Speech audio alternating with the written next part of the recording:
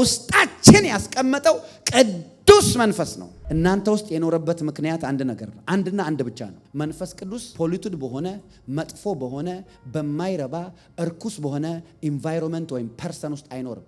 the holy spirit በእኔና በእናንተ ውስጥ አለ ማለት ከወደደን ከትልቅ ፍቅሩ የተነሳ እኛንም ቅዱሳን ስላደረገ ለመንፈስ ቅዱስ ተመችተነው ነው እኛ ውስጥ ያለው። በጣም ተመችቸዋል። ስለዚህ ውስጤ ይኖራል። ተዝናንቶ ዘና ብሎ ደስ ብሎት ይኖራል። ኢየሱስ ጌታ ነው። አዲስ ፍጥረት ለመሆን እኔና እናንተ በማመናችን ብቻ ክርስቶስ በእኛ ፈንታ ተሰቃይቶ በሰራው በመስቀሉ ስራ ነው። በምን አይነት ስቴት ወደደን? በሙታን ስቴት እያለ የአመጽ ልጅ የዚህ ዓለም የአየሩ አለቃ ልጆች የዲያብሎስ ልጆች ሆነን ሳለ የስጋችንን ምኞት የራሳችንን ምኞት በመናደርግበት በዛ ስቴት የተወደዳችሁበት ፍቅር ሁሉ ጊዜ ውስጣችሁ ይጩህ። እንደዛ አይነት ሁኔታ ውስጥ ነው የተወደድነው። ታዲያ እግዚአብሔር በዛ አይነት ሁኔታ ወዷችሁ አሁን ካደረገ በኋላ የሚተዋችሁ ይመስላችኋል? ከእንደገና አስደሙ እግዚአብሔር የዛን ያህል ከወደዳችሁ የሆነች ሴትዮ ብትወዳችሁስ ባትወዳችሁስ? የሆነ ሰውዬ ቢወዳችሁስ ባይወዳችሁስ? I'm telling you the truth. Stop clinging on the love of man.